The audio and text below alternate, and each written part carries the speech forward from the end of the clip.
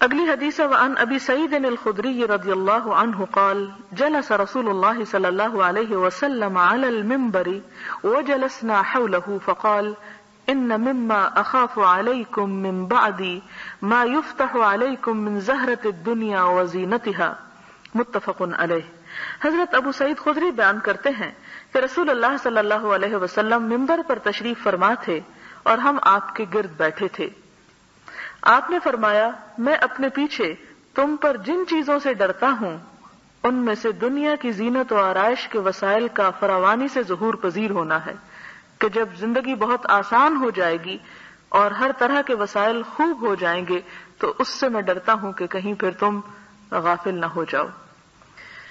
اور اس میں آپ ایک اشارہ اس چیز کی طرف بھی دیکھیں کہ تاریخ کے کسی دور میں مسلمان ہوتے ہوئے اپنے ایمان سے ہاتھ نہیں دھو بیٹھے تھے جو حالت آج ہے، اور وہ کس طرح کہ مغربی سائنسی ترقی کی وجہ سے، طرح طرح کے آلات کی ایجاد کی وجہ سے مسلمانوں کا ایمان ہل چکا ہے، اور وہ اپنے دین پر قائم رہنے کی بجائے ان چیزوں سے اتنے متاثر ہو چکے ہیں کہ وہ سمجھتے ہیں کہ حق انہی کے پاس ہے، خواہ وہ کس بربادی کی طرف ہی کیوں نہ جا رہے ہوں۔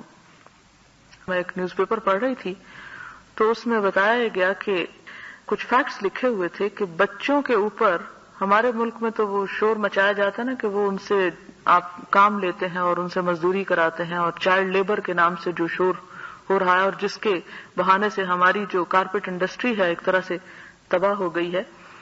وہ مسائل اپنی جگہ ہیں، بچوں کے ساتھ جو زیادتیاں ہوتی ہیں یا جو کچھ بھی، لیکن وہ بچے جو اپنے گھروں میں بیکار بیٹھے اور پھر بیکار بیٹھ کر جس طرح جرائم کے طریقہ کار سیکھتے ہیں اور پھر اس کے بعد جو خرابیاں ہمارے معاشرے میں پیدا ہوتی ہیں، تو اس سے بہتر ہے کہ وہ کچھ نہ کچھ کام کرتے رہیں تاکہ کم از کم ان کا ذہن جو ہے وہ کسی طرف لگا رہے۔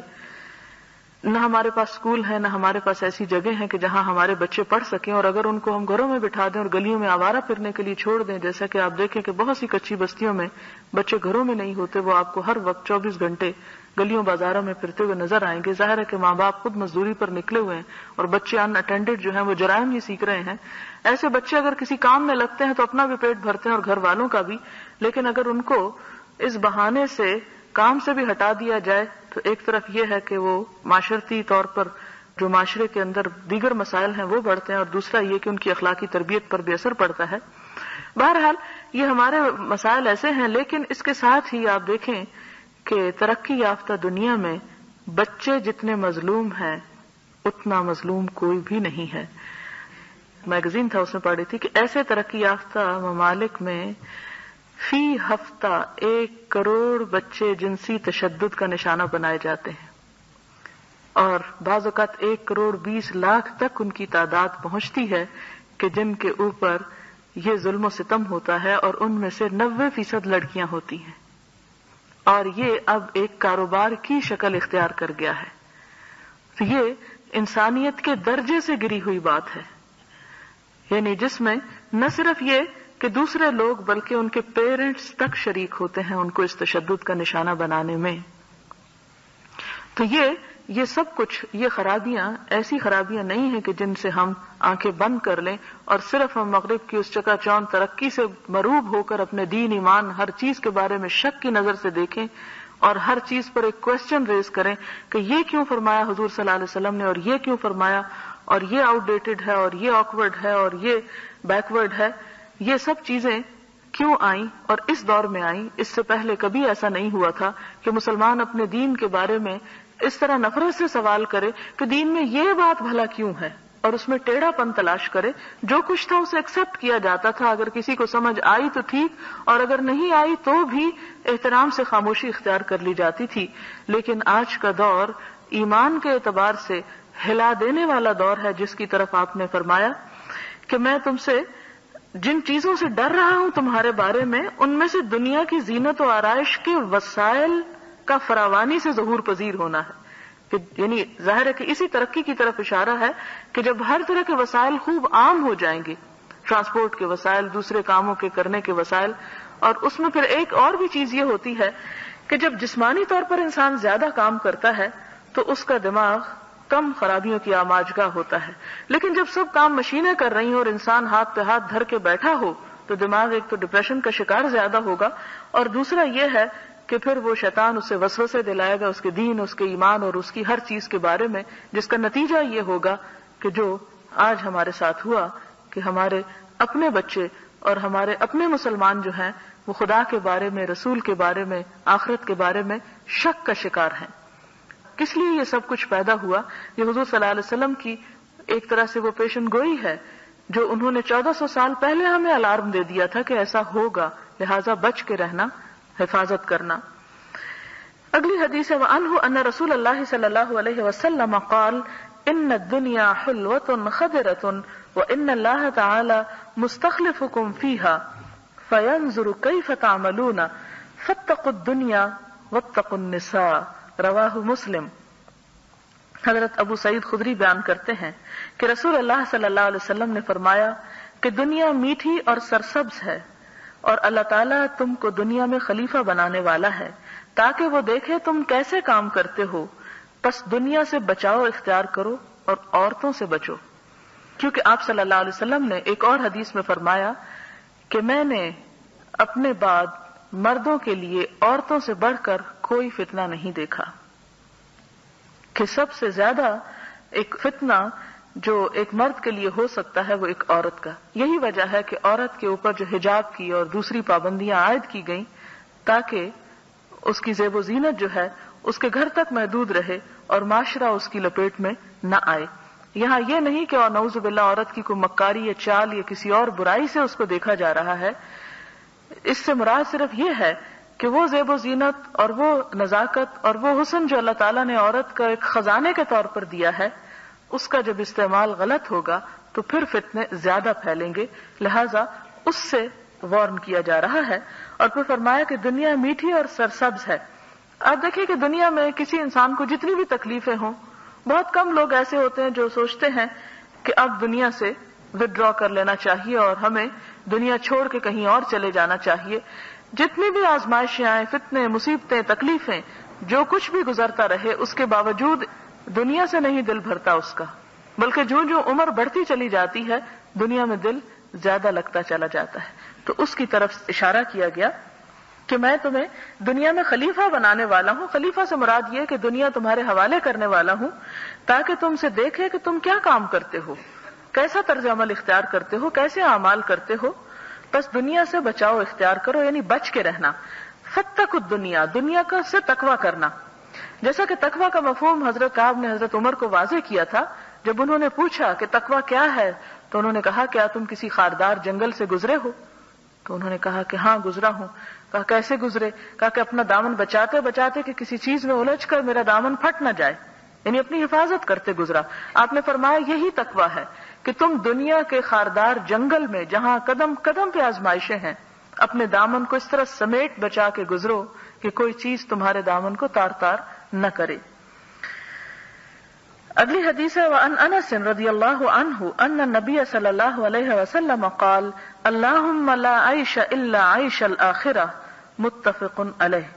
حضرت انس بیان کرتے ہیں کہ رسول اللہ صلی اللہ علیہ وسلم نے فرمایا اے اللہ زندگی تو بس آخرت کی زندگی ہے. یہاں پر لفظ عیش استعمال ہوا ہے جو ہم دوسرے معنوں میں استعمال کرتے ہیں عیش و عشرت کے معنی میں، جبکہ عربی زبان میں عیش زندگی کے معنوں میں استعمال ہوتا ہے اور معیشت وہ چیز جس پر زندگی کا انحصار ہوتا ہے.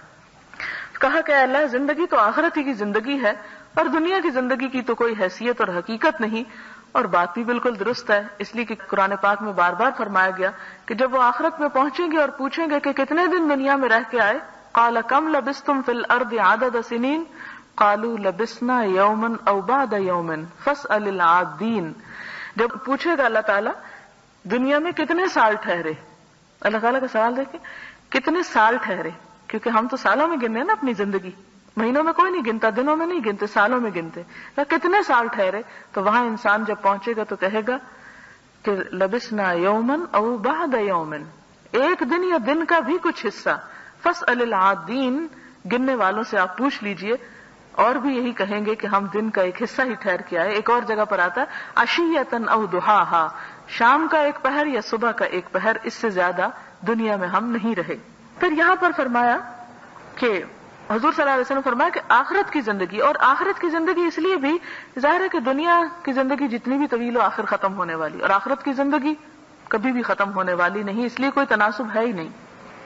وعنہ عن رسول اللہ صلی اللہ علیہ وسلم قال یتبع المیت ثلاثۃ اہلہ ومالہ وعملہ فیرجع اثنان ویبقى واحد یرجع اہلہ ومالہ ویبقى عملہ، متفق علیہ۔ حضرت انس بن مالک رسول اللہ صلی اللہ علیہ وسلم سے روایت کرتے ہیں، آپ نے فرمایا میت کے پیچھے 3 چیزیں جاتی ہیں، اس کا اہل و عیال اور اس کا مال اور اعمال، اس کے اہل و عیال اور مال واپس آ جاتے ہیں اور اعمال اس کے ساتھ رہتے ہیں۔ مال کون سا ہوتا ہے جو میت کے ساتھ جاتا ہے؟ یہ غلاموں کی طرف اشارہ ہے، غلام بھی انسان کا مال شمار ہوتے ہیں، یعنی وہ جب ساتھ جاتے ہیں تو دراصل مال جاتا ہے لیکن وہ بھی پھر واپس آ جاتے ہیں، ظاہر ہے کہ اور سونا چاندی کے ڈھیر تو کوئی اٹھا کے قبرستان نہیں لے جاتا۔ وعنہ قال قال رسول اللہ صلی اللہ علیہ وسلم یؤتى بانعم اہل الدنیا من اہل النار یوم القیامۃ فیصبغ فی النار صبغۃ ثم يقال يا ابن آدم هل رأيت خيرا قط هل مر بك نعيم قط فيقول لا والله يا رب فيؤتى بأشد الناس بؤسا في الدنيا من أهل الجنة فيصبغ صبغة في الجنة فيقال له يا ابن آدم هل رأيت بؤسا قط هل مر بك شدة قط قال فيقول لا والله ما مر بي بؤس قط ولا رأيت شدة قط، رواه مسلم۔ حضرت انس بن مالک بیان کرتے ہیں کہ رسول اللہ صلی اللہ علیہ وسلم نے فرمایا کہ قیامت کے دن دوزخیوں میں سے ایک ایسے آدمی کو لایا جائے گا جو دنیا والوں میں سب سے زیادہ ناز و نعمت میں پلا تھا، اس کو جہنم میں ایک غوطہ دیا جائے گا، صرف ایک دفعہ ڈپ کیا جائے گا، پھر اس سے پوچھا جائے گا اے آدم کے بیٹے کیا تو نے کبھی آرام دیکھا تھا؟ کیا تو کبھی عیش و عشرت سے ہمکنار ہوا تھا؟ وہ جواب دے گا نہیں اللہ کی قسم اے میرے خدا کبھی میں نے آرام نہیں دیکھا۔ اور جنتیوں میں سے اس آدمی کو لایا جائے گا جو دنیا میں تمام لوگوں سے زیادہ مفلس مصیبت زدہ تھا، اور اس کو جنت میں ایک دفعہ پھرایا جائے گا، پھر اس سے پوچھا جائے گا اے آدم کے بیٹے کیا تو کبھی تنگ دستی سے ہمکنار ہوا تھا؟ کیا تجھ پر مصیبتوں کا دور آیا تھا؟ وہ جواب دے گا اللہ کی قسم مجھ پر کبھی تنگی کا زمانہ نہیں آیا تھا اور نہ میں کبھی کسی مصیبت سے دوچار ہوا تھا۔ تو اس سے کیا پتہ چلتا ہے کہ دنیا میں اگر کوئی شخص ساری زندگی بھی پوری کی پوری آرام اور عیش و عشرت میں گزارے تو بھی آخرت میں صرف جہنم کی ایک جھلک ان سب کو ختم کر دینے والی اور بھلوا دینے والی ہے، مدہوش کر دینے والی ہے، اور انسان کہے گا کہ میں نے تو دنیا میں کبھی کوئی سکھ دیکھا ہی نہیں۔ اور اس کے برعکس اگر کوئی شخص ساری زندگی تکلیفوں میں گزارے اور آخرت میں صرف ایک جھلک جنت کی دیکھ لے تو اسے دنیا کے سارے غم بھول جائیں گے اور کہیں گے کہ اے رب میں نے کبھی کوئی غم دیکھا ہی نہیں۔ اس سے آپ اندازہ لگا سکتے ہیں کہ دنیا کی خوشی ہو یا دنیا کا غم ہو وہ کتنا ہیچ ہے، کتنا کم ہے، کتنا تھوڑا ہے، کتنا چھوٹا ہے۔ لیکن افسوس کے ساتھ کہنا پڑتا ہے کہ ہم سب کا حال یہ ہے کہ ہم دنیا کے غموں کے بارے میں، دنیا کی پریشانیوں اور دکھوں کے بارے میں تو سوچتے ہیں لیکن آخرت کے دکھوں کے بارے میں اور آخرت کی پریشانیوں کے بارے میں بہت کم خیال آتا ہے۔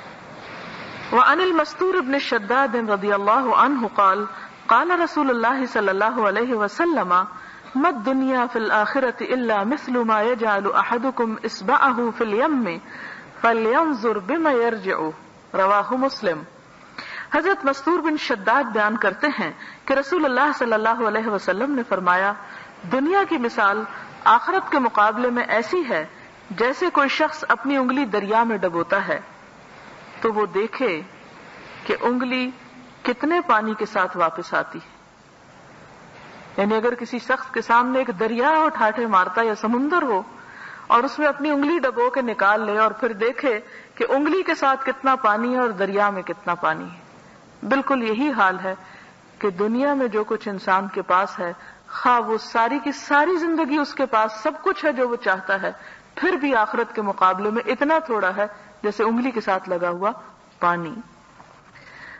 وعن جابر رضی اللہ عنہ ان رسول اللہ صلی اللہ علیہ وسلم مر بالسوق والناس كنفيه فمر بجدي أسك ميت فتناوله فأخذ بأذنه ثم قال أيكم يحب أن يكون هذا له بدرهم فقالوا ما نحب أنه لنا بشيء وما نصنع به ثم قال أتحبون أنه لكم قالوا والله لو كان حيا كان عيبا إنه أسك فكيف وهو ميت فقال فوالله للدنيا أهون على الله من هذا عليكم رواہ مسلم۔ حضرت جابر بیان کرتے ہیں کہ رسول اللہ صلی اللہ علیہ وسلم بازار سے گزرے اور صحابہ کرام آپ کے دونوں کناروں پر تھے، یعنی آپ کے دونوں طرف تھے، دائیں بھی اور بائیں بھی۔ تو آپ ایک بکری کے مردہ بچے کے پاس سے گزرے جو چھوٹے چھوٹے کانوں والا تھا۔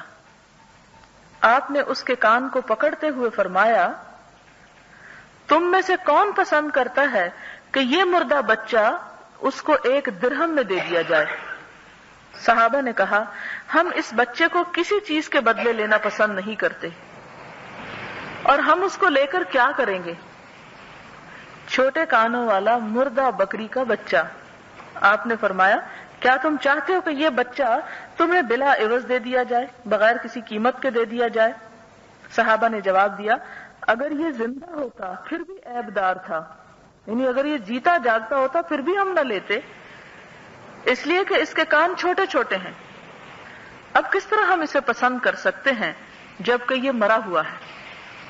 آپ نے فرمایا اللہ کی قسم دنیا اللہ کے نزدیک اس سے بھی زیادہ ذلیل ہے جس قدر یہ تمہارے نزدیک ذلیل ہے۔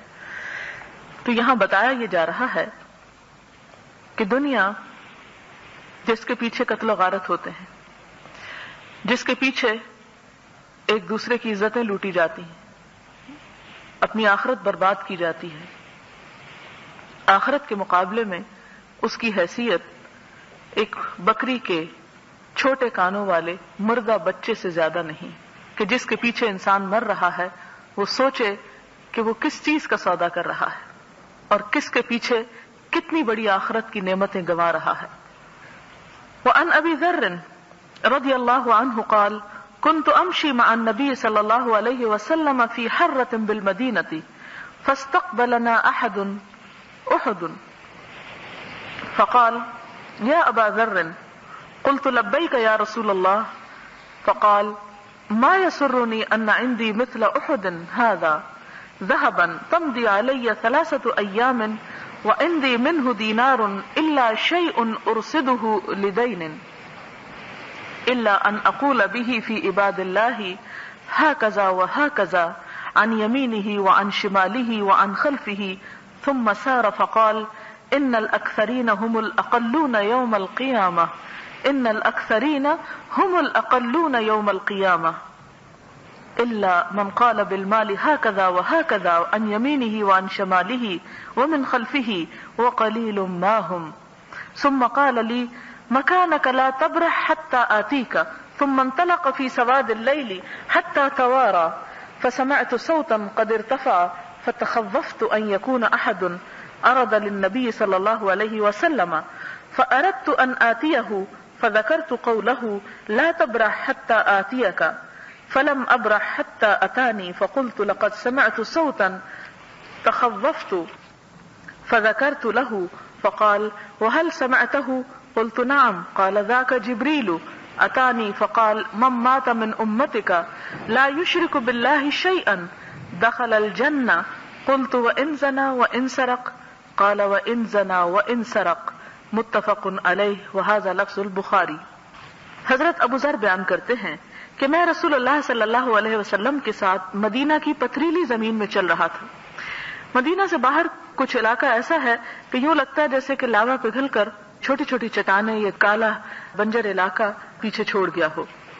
تو ہمیں آگے سے احد پہاڑ نظر آیا، یعنی چلتے چلتے احد سامنے آ گیا۔ احد ذرا مدینہ سے باہر کے علاقے میں ہے۔ آپ نے فرمایا اے ابو ذر، میں نے عرض کیا لبیک یا رسول اللہ۔ آپ نے فرمایا مجھے پسند نہیں ہے کہ میرے پاس احد پہاڑ کے برابر سونا ہو اور مجھ کو 3 دن گزر جائیں اور میرے پاس اس سے 1 دینار باقی ہو، سوائے اتنی رقم کے جس کو میں نے ادائیگی قرض کے لیے رکھا ہو، مگر میرا یہ حال ہو کہ کہ میں اس رقم کو اللہ کے بندوں میں اس طرح اور اس طرح اور اس طرح اپنے دائیں اور بائیں اور اپنے پیچھے تقسیم کر ڈالوں. اتنی بات کہہ کر آپ چل پڑے. آپ نے فرمایا بے شک زیادہ مالدار لوگ قیامت کے دن زیادہ مفلس ہوں گے، مگر جس نے اس طرح اور اس طرح اور اس طرح اپنے دائیں اور بائیں اور اپنے آگے اور پیچھے تقسیم کیا، اور ایسے لوگ بہت کم ہیں. پھر آپ نے مجھے فرمایا اپنی جگہ پر ٹھہرے رہو جب تک میں نہ آؤں، یہی رہنا ہوگا. پھر آپ رات کے اندھیرے میں چلے گئے یہاں تک کہ غائب ہو گئے. میں نے ایک آواز سنی جو بلند تھی. میں ڈر گیا کہ کہیں کسی شخص نے حضور صلی اللہ علیہ وسلم سے کچھ نہ کیا ہو. میں نے ارادہ کیا کہ آپ کے پاس جاؤں. پھر مجھے آپ کا فرمان یاد آ گیا کہ تو نے اپنی جگہ سے ہٹنا نہیں ہوگا جب تک کہ میں تیرے پاس نہ آؤں. پس میں وہیں رہا یہاں تک کہ آپ میرے پاس تشریف لائے. میں نے عرض کیا میں نے ایک آواز سنی تھی جسے سن کر میں گھبرا گیا. میں نے جب آپ کے سامنے آواز سننے کا تذکرہ کیا کہ میں نے ایک آواز سنی تھی تو آپ نے پوچھا کیا واقعی تو نے آواز سنی تھی؟ میں نے عرض کیا جی ہاں. آپ نے فرمایا یہ جبریل تھے، جبریل علیہ السلام، جو میرے پاس آئے اور کہا جو شخص تیری امت سے فوت ہوگا کہ اللہ کے ساتھ کسی کو شریک نہ ٹھہراتا ہوگا تو وہ جنت میں داخل ہوگا. میں نے کہا اگرچہ وہ زنا اور چوری کرے؟ فرمایا اگرچہ وہ زنا اور چوری کرے. بخاری اور مسلم، یہ الفاظ بخاری کے ہیں. یہ حضرت ابو ذر رضی اللہ تعالیٰ عنہ کی روایت ہے جس میں حضور صلی اللہ علیہ وسلم مال خرچ کرنے کے بارے میں کچھ فرماتے ہیں اور احد پہاڑ سامنے دیکھ کر اس کی مثال دیتے ہیں. اس سے ایک بات تو یہ پتہ چلتا ہے کہ حضور صلی اللہ علیہ وسلم اپنی تعلیم کے لیے لوگوں کو بات سمجھانے کے لیے آسان سے آسان ترین طریقہ استعمال کرتے تھے کہ جس سے لوگوں کو بات جلد سمجھ میں آ جائے، اور عموماً اپنی بات کو مثالوں سے بیان کرتے تھے. اور مثالیں بھی ان چیزوں کی جو خیالی نہیں ہوتی تھی، مادی ہوتی تھی، نظر آنے والی ہوتی تھی. مثلاً احد کا پہاڑ سامنے دیکھا تو اس کی مناسبت سے ایک بات فرمائی. اور بات کیا تھی کہ اگر میرے پاس احد پہاڑ بھی ہو اور مجھے 3 دن گزر جائیں تو مجھے یہ بات پسند نہیں کہ ان 3 دنوں میں وہ میرے پاس اس میں سے کچھ بھی باقی بچے سوائے اس کے کہ میں اگر قرضہ ادا کرنا ہو تو وہ رقم میں اپنے پاس رکھ لوں اور ساری کی ساری دے دوں. ایسا کیوں؟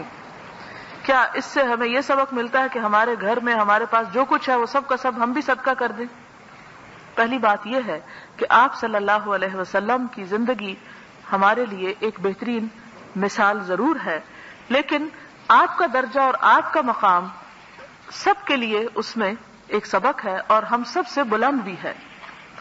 اس حدیث سے یہ معنی نہیں نکالا جا سکتا کہ انسان اپنے پاس کچھ بھی نہ رکھے اور ہر چیز جو ہے وہ اپنے پاس سے نکال دے، اس لیے کہ اسلام کا جو قانون وراثت ہے جسے علم الفرائض کہا گیا، جس کے سیکھنے کو فرض قرار دیا گیا، وہ اسی وجہ سے ہے.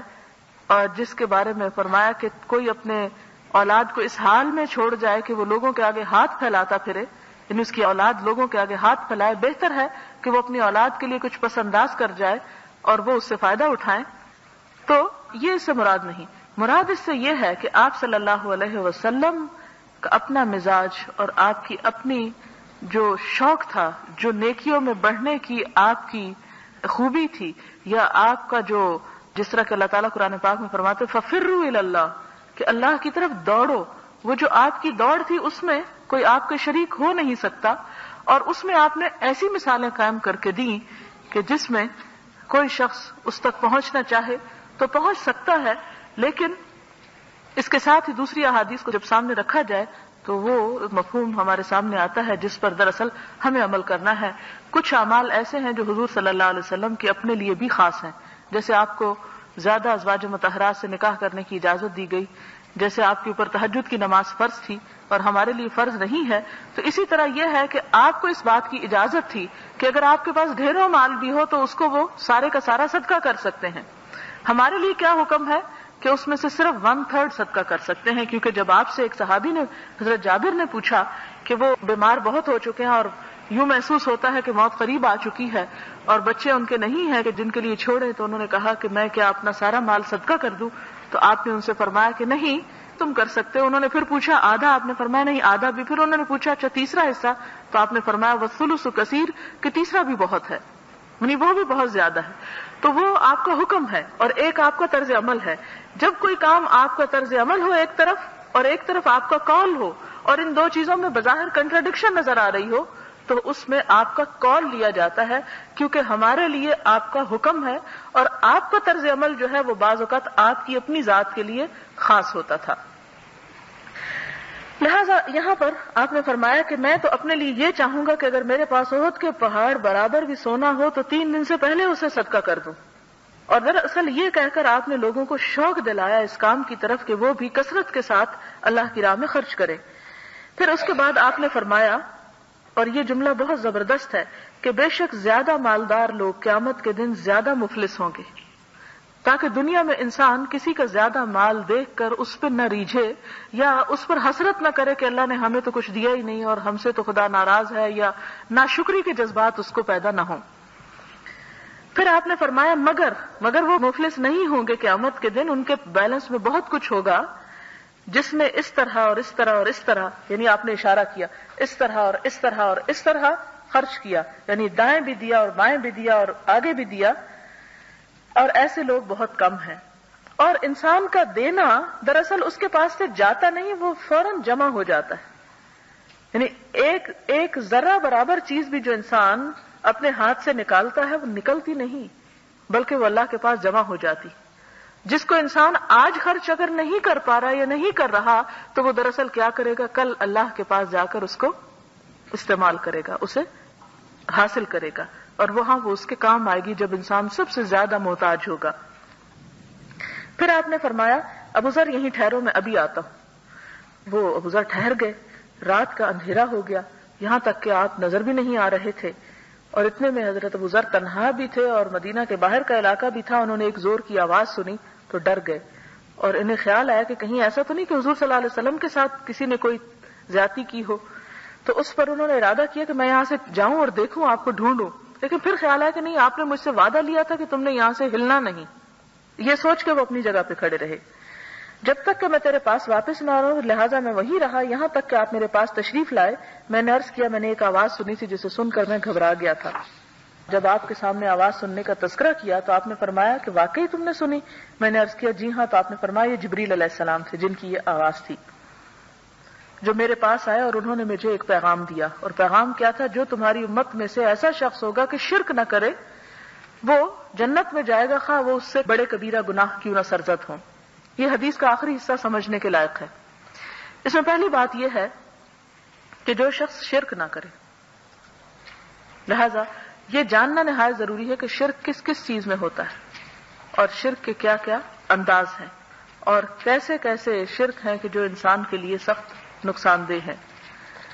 دوسری بات یہ، اگرچہ وہ کبیرہ گناہ کرے تو اس کا مطلب یہ ہے کہ کبیرہ گناہ کرنے کے بعد اگر انسان معافی مانگ لے تو اس کی معافی ہو جاتی ہے، یعنی اللہ تعالیٰ ہر گناہ کو معاف کر سکتے ہیں۔